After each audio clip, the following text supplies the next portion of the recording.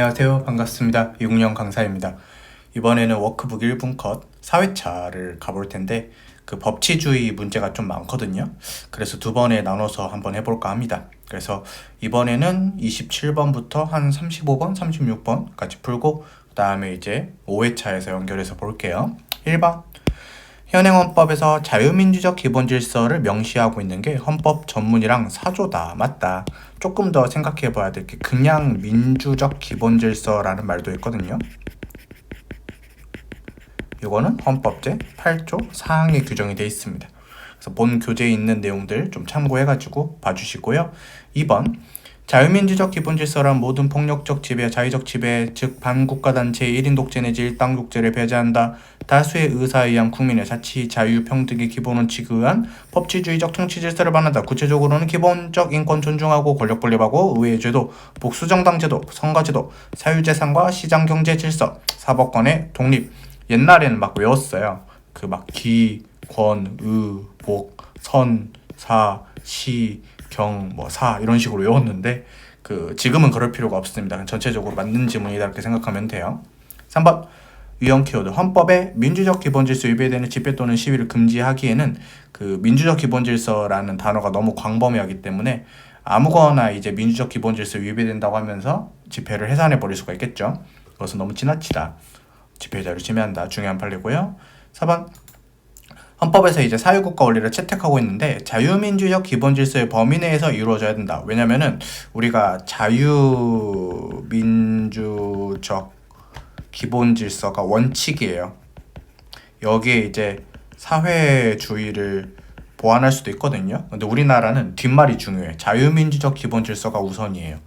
그래서 국민 개인의 자유와 창의를 보완하는 범위 내에서 이루어지는 내재적 한계를 지니고 있겠죠.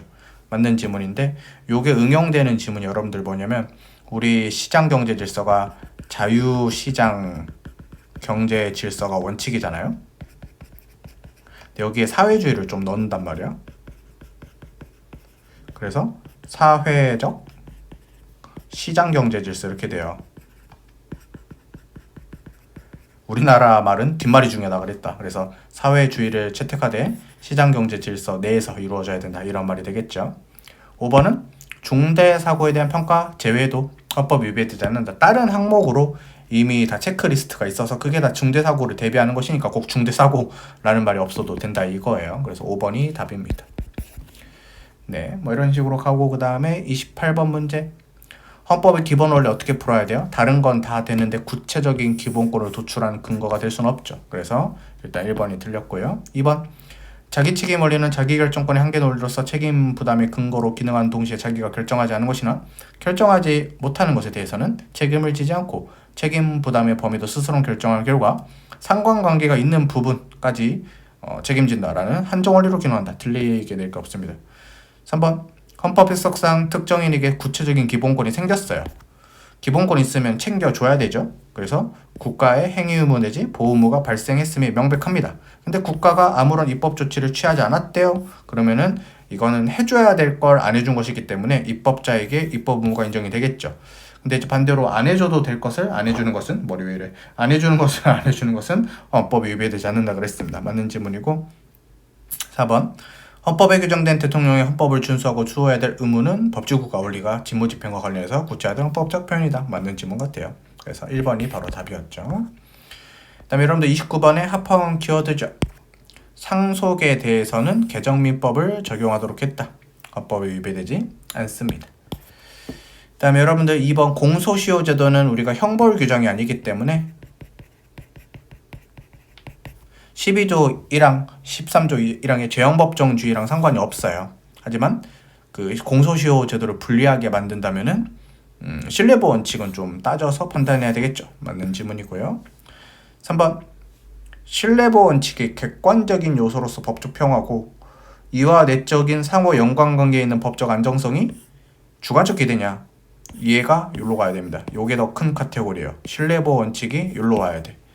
그래서 여러분들이가 법적 안정성이라는 큰 개념이 있어요. 여기에 객관적인 요소도 있고요. 그 다음에 주관적인 요소도 있는데 요게 신뢰보 원칙이거든요. 각자의 신뢰가 다 다르니까 주관적이죠. 그래서 요 지문은 얘가 앞으로 가고 이렇게 하면 되겠구나. 안 보이겠구나. 이렇게 보자. 얘가 요로 가 있고 지금 얘가 요로 가 있다 이 말이에요. 틀렸다 이거죠. 그래서 요건 지워버리겠습니다, 여러분들. 그래서 3번 지문이 틀렸다. 4번 합헌 키워드 임차인의 계약갱신 요구권 행사 기간을 10년으로 규정. 합헌이죠. 침해한다고 볼 수 없다. 오케이. 3번이 답이에요.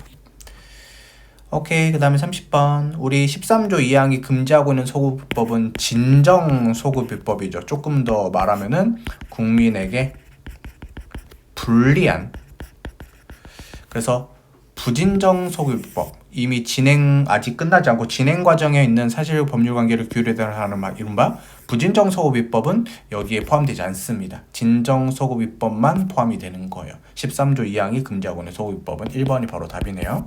2번.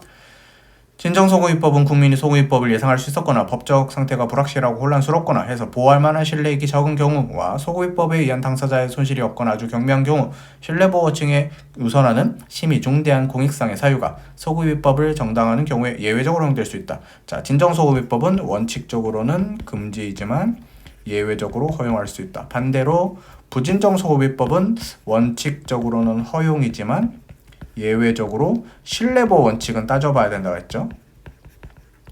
이게 이 말이에요. 신뢰보호 원칙의 교량 과정에서 제한을 가게 된다. 4번 여러분들 어떻게 풀어야 돼요? 친일재산 반민족 행위자 지산의 국가기속 원인행위시로 국가기속하죠. 이거 어떻게 풀어야 됩니까? 합헌 키워드인데 진정소급비법에 해당하지만, 그러니까 만약에 부진정소급비법이라면 틀리죠. 하지만 예외 허용 사유가 있죠. 그래서 13조 2항에 반하진 않는다. 이렇게 풀어야 되죠. 두 가지 출제 포인트 있었어요. 1번이 답이죠. 31번. 우리 이제 경찰 시험에서 기어에 나왔던 지문이죠. 한 번에 봐야 되는데, 우리가 최고 보상제도 일정 유예기간 2년 6개월 나왔습니다. 그래서 산업재해보상보호법 부칙조항, 우리가 신뢰보호 원칙 위배돼서 재산권을 침해한다 라는 외워야 되는 판례, 알고 있어야 되는 판례죠. 그 다음에 2번. 현재 공무원이나 사립학교 교직원으로 재직하고 있는 자가 퇴직연금을 받을 거죠. 아직 안 받았죠. 그러니까 아직 완성되지 않고 진행 과정에 있는 사실 또는 법률관계 부진정소급비법이죠. 그래서 앞으로 받을 퇴직연금을 앞으로 받을 걸 깎는데요. 하지만 원칙적으로 허용입니다. 그래서 신뢰보호 원칙만 따지면 되고 소급비법 금지 원칙을 따질 필요는 없다. 이렇게 되는 거죠. 3번. 개발이익 환수에 관한 법률 시행 전에 이미 개발에 착수했지만 아직 개발이 완료되지 않았어요. 그럼 부진정소급비법이죠. 부진정소급비법이면 여러분들 신뢰보호 원칙만 따지면 되고 소급비법 금지 원칙은 따질 필요가 없습니다. 위배되잖아요. 왜? 소급비법 금지 원칙은 진정소급비법일 때만 따지니까. 그래서 맞는데 4번이 답인가요? 관행어업권이네요. 관행어업권이 두 가지죠. 일단 1. 재산권이 인정이 됩니다. 그다음에 관행어업권 판례가 다 합헌이에요. 옛날에는 그 물고기를 그냥 관행어업권 관행으로 막 잡을 수 있었거든요. 근데 이제는 등록해야지만 잡을 수 있게 해주겠대. 근데 기존에 물고기를 잡았던 걸 뺏어가지 않았습니다. 그래서 소급적으로 박탈하는 규정도 아니고요. 앞으로 이제 등록 잘하면은 물고기 잡을 수 있다. 이거니까 위헌도 아닙니다. 그래서 와장창창 틀렸는데 4번이 답이라고 할 수가 있겠습니다. 좋습니다. 그 다음에 32번 문제. 신뢰보호 원칙은 헌법상 법치국가 원리로부터 도출되는 것인데 법률이 개정되는 경우 국법 질서에 대한 당사자의 실리가 합리적이고도 정당해서 법률의 제정이나 개정으로 야기되는 당사자의 손해가 극심하다. 새로운 입법으로 달성하고자 하는 공익적 목적이 그러한 당사자의 신뢰의 파기를 정당할 수 없다. 그러면은 굳이 신뢰보호 원칙상 새로운 입법을 허용할 수는 없겠죠. 맞는 지문인데요. 2번. 법적 안정성의 신뢰보호 원칙은 주관적 요소라니까 틀렸습니다. 3번. 여러 가지를 종합적으로 형량하고자 하자. 맞고. 그 다음에 4번. 이거 조심히 읽어야 되죠. 여러분들 최근에 우리 경찰 시험에서도 나왔죠. 법률이 반사적으로 부여하는 기회 활용을 넘어 국가에서 일정 방향으로 유인된 신뢰죠. 그럼 특별한 보호 가치가 있는 신뢰이죠. 그러면은 개인의 신뢰가 국가의 이익보다 우선할 수 있죠. 여러분들 최근에 우리 경찰 시험에서 이런데 국가의 이익이 개인의 신뢰 우선한다 이런 식으로 틀리게 나온 적이 있기 때문에 이 문장은 정확하게 이해를 해주실 필요가 있겠습니다. 그래서 2번이 답이죠. 33번. 자, 여러분들 우리가 퇴직연금을 받고 있는데 또 어디서 돈 나올 구석이 있었나 봐요. 열심히 일하다 보니까. 그래서 초과 액수에 따라서 퇴직연금의 일부의 지급을 정지하는 것은 헌법에 위배되지 않죠. 조심해야 됩니다. 2번 외국에서 치과 시험 졸업했죠. 예비 시험 치도록 하는 것은 헌법에 위배되지 않죠. 틀렸습니다. 3번 무기징역 가석방 요건 10년에서 20년으로 강화했죠. 헌법에 위배되지 않는 판례입니다. 왜냐면은 10년을 채운다 해서 무조건 가석방이 되는 것은 아니니까. 그래서 1번, 2번, 3번 다 합헌 판례인데 침해했다 했으니까 틀렸고요. 그 다음에 4번 우리가 이제 법조 경력을 갖춰야 되죠. 그래서 여러분들 법조 경력을 이미 사법연수원에 입소한 사람들에게 적용하는 것은 신뢰보호 원칙이 위배가 된다. 맞는 지문이죠. 비교했을 때 아직 사법연수원에 입소하지 않은 사람들에게 적용하는 것은 신뢰보호 원칙이 위배되지 않는 합헌 판례입니다. 조심해서 보시면 되겠습니다. 한 34번까지만 풀고 여러분들이가 다음 회차에서 또 풀어볼게요. 1번 입법자는 새로운 인식을 수용하고 변화한 현실에 적절하게 대처해야 되기 때문에 국민의 현재 법적 상태가 항상 지속되리라고 원칙적으로는 신뢰가 안 됩니다.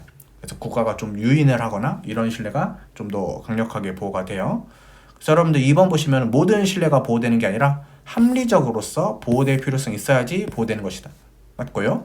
3번 위헌 판례죠. 지방고시를 갑자기 최종 시험을 예년과 달리 연도말로 정해버리니까 나이가 한 5일 차이로 시험을 못 보게 되는 판례였죠. 이것도 신뢰보호 원칙 위배가 돼서 공무담의권을 침해하고요. 4번 특허 공무원 중 일부에게만 국법을 적용해서 변리사 자격을 부여했습니다. 여러분들이가 특허청 경력 공무원을 오래 하면은 변리사 자격증에 어드밴티지를 줬는데 갑자기 일반인들도 응시해야 되니까 너네 그런 특혜 다 없애버리겠다라고 갑자기 없애버리는 것은 위헌인 판례죠. 그래서 4번이 답이 될 것 같아요.